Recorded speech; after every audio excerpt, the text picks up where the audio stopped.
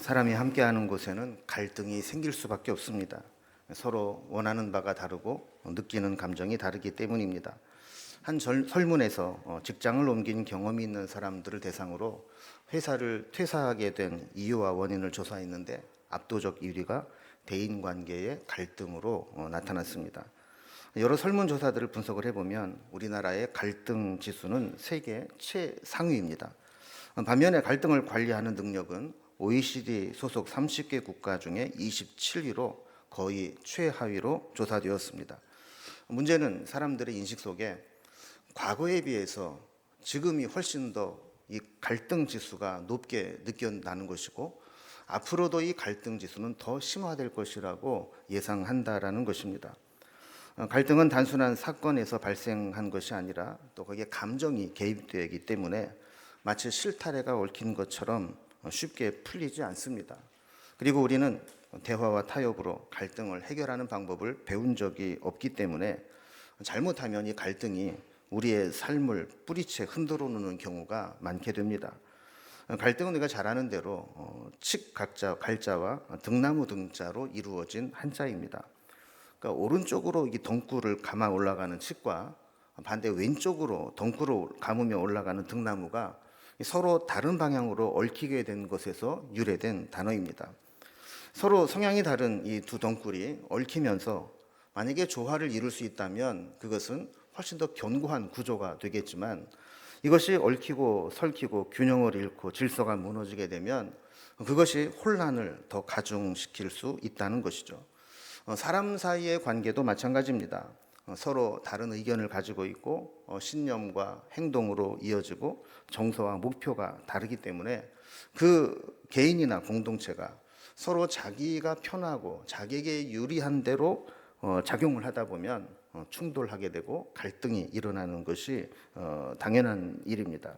그래서 갈등의 특징을 세 가지로 설명하는데 필연성, 보편성, 전화위복의 계기 이렇게 설명합니다. 그러니까 서로 다른 성향을 가진 사람들이 함께 살다 보면 갈등은 일어날 수밖에 없다는 필연성과 그리고 갈등은 누구에게나 어디에서나 일어날 수 있다는 보편성 그리고 갈등을 해결할 수 있다면 이전보다 더 좋은 상황으로 전화위복이 될 수 있다는 것 이런 이제 특성들을 이야기하고 있습니다. 갈등은 사실 겪다 보면 불편합니다. 힘듭니다. 그래서 갈등 상황에 있는 사람들은 나름대로 갈등을 해결하려고 노력하게 되죠. 갈등에 대처하고 해결하는 유형과 방법들은 다양하게 나타나는데 첫 번째는 회피형이 있습니다. 문제가 있어도 없는 듯 무시해버리는 유형이죠. 근데 대부분의 문제가 그렇듯이 회피한다고 해결될 문제는 아닙니다. 해결되지 않은 문제는 시간이 지날수록 계속 정립되어 쌓이다가 어느 순간 폭발하게 되면 더 큰 문제를 만들어내게 되죠. 두 번째는 압도형이 있습니다. 문제가 있을 때 힘이 있는 자가 자신의 힘을 가지고 상대방을 압도해서 갈등을 무마시키려고 하는 유형입니다. 힘이 있는 사람 입장에서는 당하는 사람이 잠잠해지니까 문제가 없어지는 것처럼 느낄지 모르지만 상대적으로 이런 구조는 피해자가 생기게 되고 나중에 또 어떤 문제가 불거질지 모르는 근본적인 해결이 안 되는 해결 방법이죠. 세 번째는 법치형이 있습니다. 갈등이 일어날 때 직접적으로 물리적으로나 감정적으로 대응하는 것이 아니고 어떤 제도적 장치를 통해서 법적으로 이 갈등을 해결하려고 하는 유형도 있다는 것이죠. 근데 문제는 우리 모든 인간 만사가 법으로만 다 해결할 수는 없다라는 겁니다. 특히 이 관계의 문제에 있어서는 법으로 해결한다, 법으로 간다라는 것은 관계가 깨어질 위험을 감수해야 되기 때문에 이것도 바람직한 것은 아닙니다. 네 번째 갈등 해결 유형은 협동형입니다. 그래서 서로 협상이나 조정, 중재를 통해서 당사자들끼리 해결을 하거나 제3자가 중재를 해서 서로의 만족할 수 있는 결과를 만들어내는 방법을 이야기하죠. 100% 만족은 못한다 할지라도 서로 양보할 부분은 양보하고 최선의 해결책을 찾아내는 것입니다. 갈등을 만들어내는 요인이 여러 가지가 있지만 오늘 본문에서는 권위와 나이의 문제로 인해 생길 수 있는 갈등 문제들을 제시하면서 이 갈등을 해결할 수 있는 방안을 가르쳐주고 있습니다. 디모데 전후서는 상대적으로 나이가 어린 디모데를 목회자로 파송하면서 나이 어린 사람이 권위자의 자리에 서게 되었을 때 목회 현장에서 일어날 수 있는 갈등 요인을 미리 이야기하면서 그것을 미연에 방지하도록 보낸 서신입니다.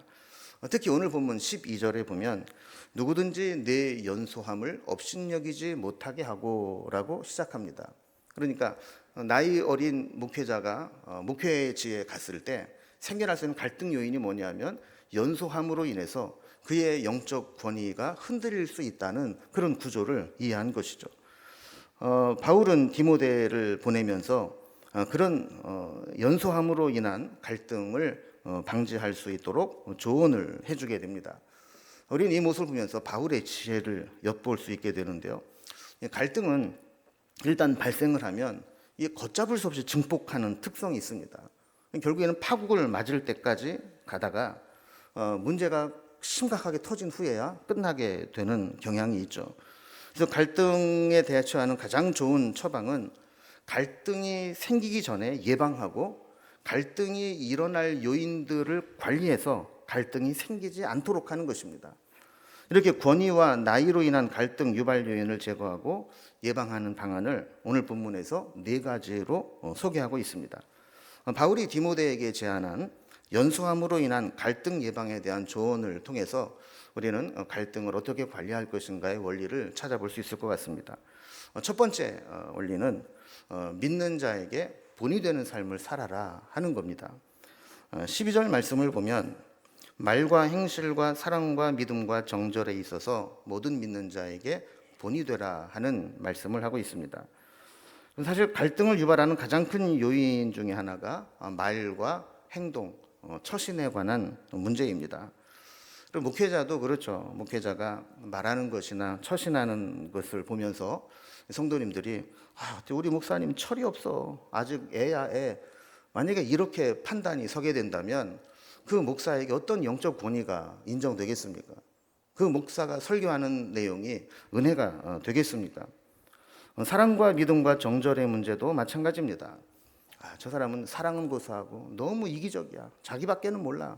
이렇게 평가를 받는다거나 믿음이나 정절, 성결에 대해서도 믿지 못하겠어. 이렇게 된다면 거기에는 권위가 주어져도 인정하지 못하게 되는 갈등의 구조가 될 수밖에 없다라는 것이죠. 지도자는 어쩔 수 없이 권위자의 위치에 서게 되고 따르는 자들의 입장에서는 권위가 인정이 안 되고 이렇게 된다면 여기저기에서 문제가 생길 수 있다라는 겁니다. 그래서 바울은 연소한 디모데에게 네가 가서 목회자로 사역을 하려면 갈등이 생기지 않도록 모든 부분에 있어서 본이 되는 삶을 살아라.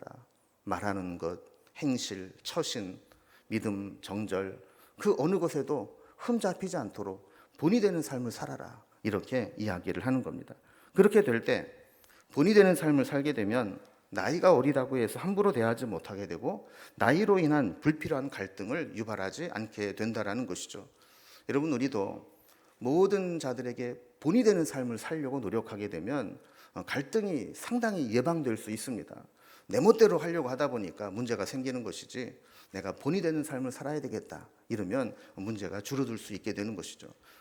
두 번째로 갈등을 예방하는 조건은 열심히 하는 모습으로 인정을 받으라 하는 겁니다.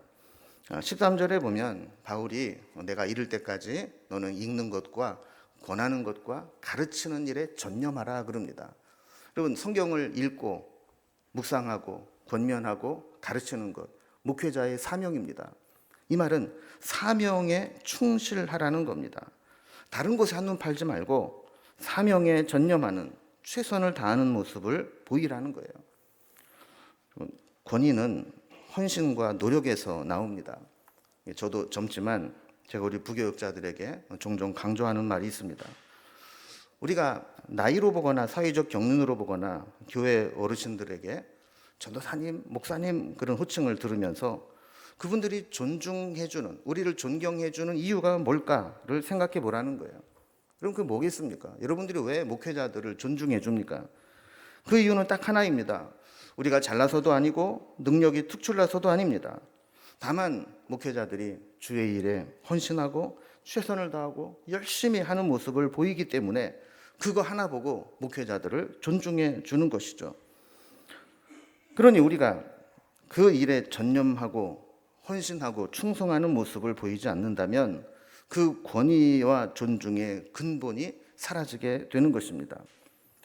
여러분, 우리에게도 맡겨주신 사명을 헌신하고 충성하는 자세를 가진 사람들은 문제를 야기하지 않습니다.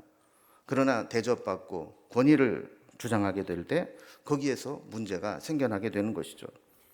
세 번째로, 연소함으로 인한 갈등을 예방하는 조언은 초심을 잃지 말라는 것입니다. 14절 말씀 보면 디모데가 장로의 회에서 안수를 받을 때 예언을 통해 받은 것을 가볍게 여기지 말라, 이렇게 말씀을 합니다. 이것은 초심을 잃지 말라는 겁니다. 처음 목회자로서 안수를 받고 사역을 시작할 때 그 마음을 잃지 말라는 거죠. 여러분, 사람이 처음 은혜 받고 주의 일에 열심히 할 때 보면 얼마나 겸손합니까? 그 모습을 볼 때 얼마나 귀합니까? 그런데 시간이 지나면서 초심을 잃어버리고 에베소 교회가 책망받은 것처럼 처음 사랑을 잃어버리게 되면 그때부터 문제가 생기기 시작하는 겁니다. 특히 직분자들은 초심을 잃어버리게 되면 거기에서부터 갈등을 유발하는 원인 제공자가 될 수 있습니다.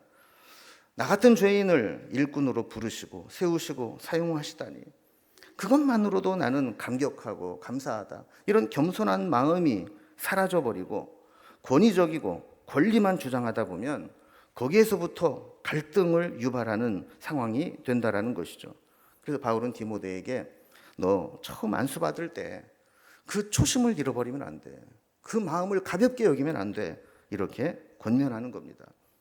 여러분, 우리는 어떻습니까? 처음 은혜 받았을 때 그 처음 마음, 그 초심, 그것을 아직도 잘 유지하고 계십니까? 바라기는 우리도 초심을 잃지 않기를 바랍니다. 네 번째로, 우리가 갈등을 유발하는 요인을 예방할 수 있는 방안으로 끊임없이 성장하는 모습을 보여라, 이렇게 이야기를 합니다. 15절에 보면 바울은 연소한 디모데에게 모든 일에 전심전력하여 너의 성숙함을 모든 사람에게 나타나게 하라 그럽니다. 이 말은 성장하는 모습을 보이라는 겁니다. 여러분, 연소함은 미숙함으로 나타나기가 쉽습니다. 경험이 부족하고 생각이 얕다 보면 미처 생각하지 못한 부분에서 실수가 나타날 수 있고 미숙한 부분들이 드러날 수 있는 것이죠. 그러나 그것이 중요한 것이 아니고 그런 실수와 실패를 바탕으로 계속 성장하는 모습을 보이고 점점 성숙해져 가는 모습을 보이게 된다면 그것이 큰 갈등으로 비화되지 않습니다. 문제는 그런 부족한 부분들을 성장시키지 못하고 반복하게 될 때 그것이 갈등의 요인이 되는 것이죠. 우린 여기서 중요한 교훈을 하나 얻게 됩니다. 갈등이 예방되고 해결될 수만 있다면 그 갈등은 성장의 기회가 될 수 있다는 것이죠. 뭔가 우리가 갈등 요인이 생기고 부딪히게 될 때 우리는 그 모습을 통해서 성장 요인으로 삼고 자기를 발전시키고 부족한 부분들을 채우고 모난 부분들을 제거하는 기회로 삼을 수 있다는 겁니다. 그런데 문제는 대부분의 사람들은 이 감정을 자기 성장의 기회로 삼지 않습니다. 이 갈등 구조가 있을 때 감정적으로 대응하다가 결국에는 파국에 이르는 경우가 많이 있습니다. 그래서 우리는 갈등을 통해 교훈을 얻을 수 있어야 합니다. 그리고 그것을 발판으로 자신의 성장과 성숙의 기회로 삼아야 합니다. 믿음 없는 사람처럼 감정에 휘둘려서는 안 됩니다. 그래서 우리는 갈등 요인이 성장 요인으로 바뀔 수 있도록 만들어야 됩니다. 그렇지 못하고 갈등 요인이 우리를 침체하게 만들거나 영적으로 피폐하게 만드는 것으로 해서는 안 된다는 것이죠. 하나님께서는 우리가 감정뿐만 아니라 어떤 갈등뿐만 아니라 어떤 문제든지 우리가 그것을 통해서 성장하기를 원하십니다. 문제를 통해서 더 기도하기를 원하시고 문제를 통해서 우리가 다듬어지기를 원하시고 문제를 통해서 우리가 더 성장하기를 원하시는 것이죠. 우리가 소그룹에서 사용하는 휘하 교재 관계편 4과에 보면 갈등 어떻게 할 것인가 라는 주제 교재가 되어 있습니다. 여기서 특별히 갈등을 해결하는 성경적 대안 7가지를 우리에게 소개하고 있습니다. 이 문제를 우리가 내용을 먼저 한번 살펴보도록 합니다. 첫 번째는 이 업무적 갈등과 감정적 갈등을 분리하라라는 겁니다. 사람이 일을 하고 상대를 하다 보면 감정이 상할 때가 있습니다. 서로 스타일도 다르고 또 추구하는 바도 다르고 그러기 때문에 부딪힐 때가 있는 거죠. 근데 우리는 감정이 상하면 감정의 문제로 끝나지 않고 업무적인 부분도 망쳐버리기가 쉽다라는 것이죠. 요즘 사람들은 기분 나쁘면 천국도 안 가려고 한다라는 말이 있죠. 우리가 크게 천국 바라보고 있다고 하지만 기분 나쁘면 에이 천국도 안 가 이렇게 한다는 거예요. 그 정도로 현대인들은 감정 주도적인 삶을 살아가고 있습니다. 근데 이 갈등을 해결하기 위해서는 이런 감정과 업무를 분리할 수 있어야 된다라는 거예요. 그럴 때 우리는 업무도 놓치지 않고 감정도 회복될 수 있는 기회를 얻게 됩니다. 일부터 해결을 하고 나머지 감정의 문제는 하나님 앞에 가지고 나가서 해결하려고 해야 된다는 것이죠. 이 교재에 보면 열왕기하 5장에 나오는 아람 장군 나아만 장군에 대한 이야기를 예로 들고 있습니다. 나아만 장군이 문둥병에 걸립니다. 그런데 그 여종 중에 하나가 자기 고향 유대 땅에 가면 엘리사라는 선지자가 있는데 선지자에게 가면 고침을 받을 수 있을 것이라고 이야기를 해줍니다. 이 이야기를 들은 나아만 장군은 지푸라기라도 짚는 심정으로 거창한 행렬을 꾸려서 엘리사의 집을 방문하게 됩니다. 그의 생각은 아마 자기가 이렇게 왔을 때 엘리사가 버선발로 뛰쳐나와서 자기를 영접해 주기를 기대했을 겁니다. 그런데 엘리사의 반응은 무례하기 짝이 없습니다. 무시당한다고 느낄 정도로 아예 만나주지도 않고 심부름꾼을 통해서 간단한 치료 방법만 전달합니다. 낫고 싶으면 요단강에 가서 몸을 7번 담그라라는 것이죠. 나아만은 감정이 상합니다. 자신에게 맞는 예우로 영접하지 않은 엘리사에게 노발대발하며 그냥 돌아서서 가려고 합니다. 그리고 이것은 나 개인의 문제가 아니라 우리 국가를 모독한 것이라면서 전쟁도 불사하리라 보복 감정을 가지고 돌아갑니다. 그런데 나아만의 종이 나아만을 가로막고 설득합니다.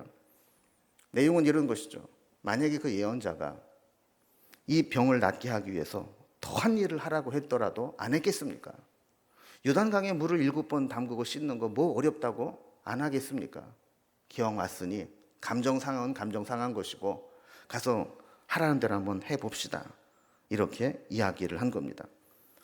이것은 나아만으로 하여금 감정적으로 대응하지 않고 자기가 여기까지 온 목적, 이 업무적인 목적에 초점을 맞추도록 도와준 것이죠.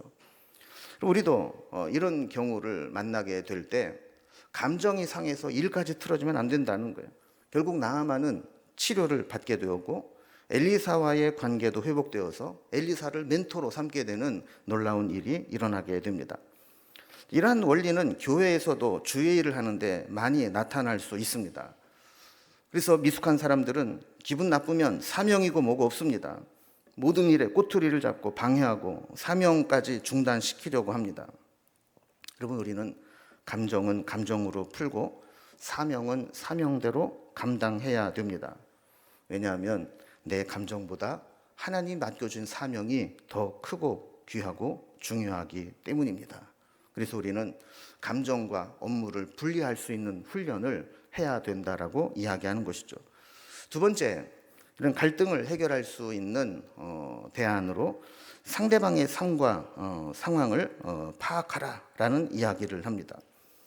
여러분, 우리는 사람들을 만나서 상대하다 보면 종종 내 상식으로는 도저히 이해가 안 되는 사람들을 만날 때가 있습니다. 그러나 어떤 사람이 이해하기 힘든 행동이나 반응을 보일 때에는 반드시 그럴 만한 이유가 있다는 것을 우리가 이해할 필요가 있습니다. 예전에 팀 라이가 쓴 당신이 그런 식으로 행동하는 이유는 이라는 책이 있습니다. 이 책은 우리가 흔히 기질이라고 이야기하는 다혈질, 담즙질, 우울질, 점액질, 이 기질을 통해서 우리가 왜 그렇게 행동하는지 또 그 기질이 우리의 삶에 어떤 영향을 끼치는지를 설명해 주는 책입니다. 요즘 젊은 사람들은 자기 소개할 때 MBTI를 꼭 소개합니다. 그래서 나는 MBTI가 뭡니다. 그러면 서로 그때 상대방에 대한 이해가 되는 겁니다. 아, 저 사람은 저런 성향이 있구나라는 이해를 가지고 상대를 하게 되는 것이죠. 여러분, 상대방에 대한 이해도가 높을수록 갈등 해소에 도움이 됩니다. 제가 대학원에서 목회 상담을 공부하면서 얻은 것은 무엇보다도 인간 이해의 폭이 넓어졌다는 겁니다. 그럼 목회를 하다 보면 정말 별의별 사람들을 다 만납니다. 제가 92년도에 신학교 들어가서 교육준사를 시작했으니까 벌써 목회한 지 이제 30년이 넘어가게 되죠. 그러니 그동안 얼마나 많은 사람들을 만났겠어요. 정말 때로는 뭐 저런 인간이다 이나 싶은 사람도 만나게 되고, 때로는 정말 저 사람은 구제불능이다 싶은 사람도 만나게 되죠. 그런데 저는 비교적 그런 분들에게 스트레스를 좀 덜 받습니다. 왜냐하면 목회 상담을 공부하면서 사람에 대한 이해를 했기 때문에 이상한 행동을 해도 그 행동 자체에 감정적으로 반응하는 것이 아니라 저 사람은 왜 저렇게 행동하게 될까? 저 사람은 왜 사고 구조가 저렇게 됐을까? 이런 것들을 이해하려고 노력하다 보면 훨씬 더 이해하기가 쉽기 때문에 그렇다는 것이죠. 여러분, 우리도 상대방의 말이나 처신, 행동들에 대해서 즉각적으로 감정적인 반응을 보이기보다는 그 사람에 대한 배경과 인간 이해를 하게 되면 훨씬 더 갈등을 줄일 수 있습니다. 그래서 나를 힘들게 하는 사람이 있다, 갈등을 유발한 사람이 있다 그러면 저 사람은 왜 저럴까? 그 배경을 살펴보면 쉽게 이해가 된다는 것이죠. 세 번째로, 이 갈등을 예방하는 방법은 왜 대신에 무엇과 어떻게로 질문하라라는 것입니다. 우리가 이해하기 힘든 사람들을 만날 때마다 여기까지 차오르는 의문이 있죠. 도대체 왜 그러는데? 왜 그러는데? 이런 왜라는 질문을 하기 쉽습니다. 근데 그 책에 보면 도대체 왜라고 질문을 하는 것은 따지고 비난하는 느낌을 줄 수 있다는 겁니다. 그래서 이런 질문은 신뢰와 유대감의 맥을 끊기에 피해야 하고, 대신에 무엇 때문에 그러시나요? 어떻게 하면 좋을까요? 이런 질문으로 바꾸면 감정이 상하지 않고 갈등을 해결할 수 있는 요인이 된다는 거죠. 하나님도 니누의 성을 심판하지 않는 것에 대해 불평을 가지고 있는 요나에게 말씀하실 때 너는 왜 불평하는데 이렇게 말씀하지 않으셨다는 거예요. 요나서 4장 11절을 보면 하물며 이 큰 성읍 니누에는 좌우를 분별하지 못한 자가 12만 명이나 있고 또 가축들도 많이 있는데 내가 어찌 그들을 아끼지 않겠느냐. 그러면서 어떻게 라고 하는 질문을 통해서 요나가 그 상황을 이해하도록 만들고 스스로 판단하게 만들어 주었다라는 것이죠. 그럼 우리도 마찬가지입니다. 상대방과 대화를 할 때 스스로 생각하고 깨닫게 하는 것이 갈등을 해결하고 상대방도 성장시킬 수 있는 방법이 된다는 것입니다. 네 번째, 이 갈등을 해결하는 그런 대안은 상대방의 인격적 수준을 파악하고 상대하라라는 겁니다. 갈등을 다룬 데 있어서 상대방의 인격과 또 성숙도를 파악하는 것은 중요합니다. 잠언에도 보면 똑같은 상황인데 어떤 상황에서는 대답하지 말아라라고 조언을 하고 어떤 상황에서는 대답해 주어라라고 조언을 한다는 것이죠. 잠언 26장 4절과 5절을 보면 앞에 있는 내용은 같은데 해라 하지 마라가 정반대로 모순된 교훈처럼 보이게 됩니다. 먼저 4절을 보면 미련한 자의 어리석은 것을 따라 대답하지 말라. 두렵건대 너도 그와 같을까 하노라 그랬습니다. 이 말은 미련한 자와는 어리석은 논쟁을 할 필요가 없다는 겁니다. 어리석은 논쟁을 해봐야 똑같은 사람 취급만 받기 때문에 그렇다는 것이죠. 반대로 5절을 보면 미련한 자에게는 그의 어리석음을 따라 대답하라. 두렵건대 그가 스스로 지혜롭게 여길까 하노라 그랬습니다. 똑같이 미련한 자의 어리석은 대화인데 거기에 5절에서는 대답하라라고 이야기를 합니다. 그 이유는 미련한 자의 어리석음에 대해서 침묵하게 되면 미련한 자는 자기가 말하고 행동하는 것이 옳다고 착각하기 때문에 그것은 옳지 않다라는 것을 정확히 알려줘야 한다는 겁니다. 그러면 왜 똑같은 상황에서 다른 대답을 하라고 했을까요? 이것은 상대방의 인격적 성숙도에 따라서 다르게 반응해야 갈등을 줄일 수 있다는 겁니다. 우리도 그럴 때가 있죠. 나는 힘들게 조언을 해주었는데 상대방이 그 조언을 받아들일 만한 그릇이 못 되면 오히려 역효과가 납니다. 그러니까 해주고 싶은 말이 있어도 그때는 말을 섞지 않는 게 최선의 방법입니다. 괜히 말을 섞어봐야 또 다른 문제를 야기하고 말꼬리를 잡아서 더 큰 갈등을 만들어내기 때문에 그런 것이죠. 그러나 상대방이 받아들일 만한 그릇이 된다면 잘못된 부분들은 잘못된 것이라고 대답을 해 주어야 그 사람도 고칠 수 있다라는 것입니다. 그래서 우리도 이 상대방을 대할 때 갈등을 줄이려면 상대방의 인격의 성숙도를 파악하는 게 중요합니다. 내가 이 말을 하는 것이 정말 그 사람이 받아들일 수 있는 그릇이 되는지, 아니면 괜히 얘기해봐야 말꼬리만 잡고 늘어지고 오히려 문제를 더 확대시킬 것인지, 그것을 보고 할 말과 하지 말아야 될 것을 구별해야 된다는 것이죠. 다섯 번째는 갈등을 예방하기 위해서는 내 인격도 스스로 점검하라는 겁니다. 이는 매우 중요한 교훈을 주는데 역지사지의 생각을 해보라는 겁니다. 많은 사람들이 자기가 상처 준 것은 생각하지 못하고 상처받은 것만 기억합니다. 그래서 상대방의 몰상식하고 비인격적인 처사에 상처받았다라고만 생각합니다. 그러나 역으로 생각을 해보면 상대방도 얼마든지 나를 힘들게 하는 만큼 나도 알게 모르게 상대방에게 스트레스를 주고 상처를 줄 수 있다는 것을 알아야 된다는 거죠. 그래서 우리는 나의 인격을 객관화시켜서 볼 필요가 있습니다. 늘 주관화시켜서 보다 보면 나는 다 옳고 남들이 다 이상한 것처럼 보입니다. 그러나 입장을 바꿔놓고 생각하고 객관화해서 보다 보면 그래, 나도 잘못한 게 있겠구나. 내가 한 말에 상대방이 상처를 받았겠구나. 내가 처신한 것 때문에 상대방이 참 화가 났겠구나.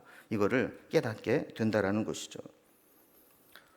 여섯 번째로 갈등을 예방하는 방법은 상호 존중을 1차적 목표로 삼으라는 겁니다. 되게 완벽주의자의 성격은 갈등이 생겼을 때 내 갈등도 풀고 완전히 화목해서 가장 좋은 상태로 만들어야지라는 욕심을 갖게 됩니다. 근데 이게 쉽지 않습니다. 그래서 우리는 모든 갈등을 해결하고 화목하게 되면 좋겠지만 경우에 따라서는 그렇지 못할 때도 있기 때문에 기준을 낮추어서 우리가 화목 단계까지는 이르지 못한다 할지라도 최소한도 상호 존중의 관계까지는 내가 유지하겠다. 이것을 1차적인 목표로 삼아야 된다는 겁니다. 이 원칙이 무너져 내리게 되면 상호 존중이 깨져버리고 감정이 상하게 되고 돌이킬 수 없는 관계로 나아갈 수 있기 때문에 그렇다는 것이죠. 마지막 일곱 번째는 하나님께 맡기라라는 겁니다. 성경은 우리의 모든 문제를, 특별히 무거운 짐들을 하나님께 맡기라고 가르칩니다. 잠언 16장 3절에 보면 우리 행사를 여호와께 맡기라. 그리하면 네가 경영하는 것이 이루어지리라. 하나님께 맡기라는 거예요. 또 베드로전서 5장 7절에 보면 너희 염려를 다 주께 맡기라. 이는 그가 너희를 돌보심이라 그랬습니다. 여러분, 하나님께 맡기라는 것은 어떤 의미일까요? 그것은 기도하라라는 것입니다. 힘든 문제는 하나님께 맡기고 계속 하나님께 기도하며 하나님의 인도하심을 받으라는 것입니다. 여러분, 사람을 변화시키는 것은 내 언변으로 불가능합니다. 오직 사람을 변화시키고 상황을 움직이는 것은 하나님만이 하실 수 있는 일입니다. 여러분, 우리는 갈등의 문제가 생길 때 그 갈등이 내 인생 전체를 지배하도록 방치해서는 안 됩니다. 우리는 갈등 상황을 맞이하게 될 때 비로소 내 인격과 신앙의 본 모습을 볼 수 있게 됩니다. 이 모습을 통해서 우리는 우리의 신앙이 한층 더 성장할 수 있는 기회로 삼아야 합니다. 갈등 때문에 감정에 휘말리고 감정이 이끄는 대로 살아가다가 결국에는 하나님 주신 소중한 은혜들을 다 깨트리는 것이 아니라 그 문제를 가지고 기도하고 하나님께 맡기고 내 부족함들을 고쳐나가고 그러면서 한층 더 성장의 기회로 삼아야 된다는 것이죠. 여러분, 갈등이 없는 세상은 없습니다. 오늘 편안해도 언젠가 어디선가 갈등이 생길 수 있습니다. 그럴 때마다 오늘 말씀을 꼭 기억하고 갈등 때문에 내 신앙이 손해를 보는 것이 아니라 오히려 성장의 기회로 삼을 수 있기를 주님의 이름으로 기원합니다. 이것은 우리의 의지만으로는 안 됩니다. 우리 안에 예수님으로 충만할 때 가능합니다. 시간 결단의 찬양을 통해서 주님 오늘도 예수님으로 충만하게 채우기를 원합니다 하는 고백을 찬양으로 드리겠습니다.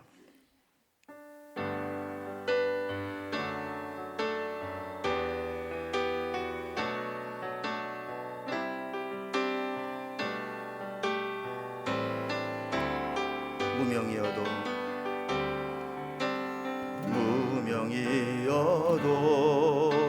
공허하지 않은 것은 예수 안에 난 만족함이라. 가난하여도 부족하지 않은 것은 예수 안에 오직 나는 부요함이라.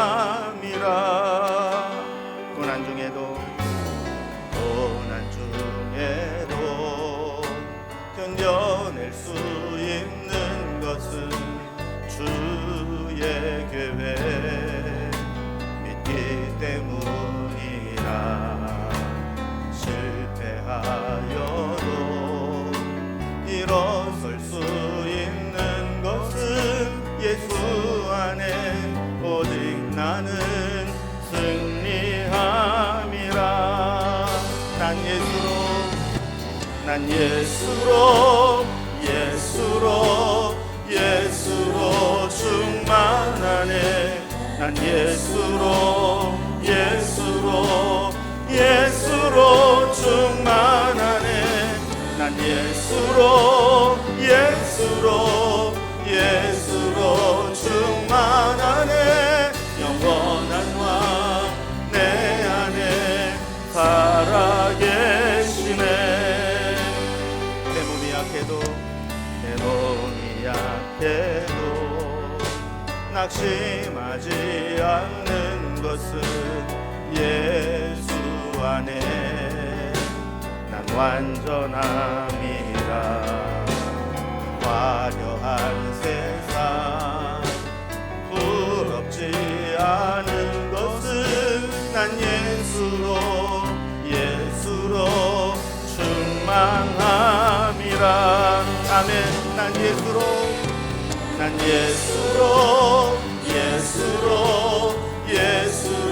충만하네. 세상 모든 것들도 부럽지 않네. 난 예수로 충만하네. 영원한 왕 내 안에 살아계시네. 난 예수로 충만하네. 세상 모든 풍파도 두렵지 않네. 난 예수로 충만하네. 영원한 왕 내 안에 살아계시네. 영원한 왕 내 안에 살아계시네. 오늘 결단의 찬양과 말씀을 붙잡고 기도하겠습니다. 여기 사실 많은 갈등이 만들어지는 가장 큰 이유 중에 하나는 우리 안에 예수님으로 충만하지 않고 이기적 욕심과 또한 쓸데없는 세상적인 감정들이 가득 차 있기 때문입니다. 이 시간 다시금 예수님으로 충만하게 해달라고, 갈등의 요인을 오히려 성장의 요인으로 바꿔주게 해달라고 합심해서 기도하겠습니다.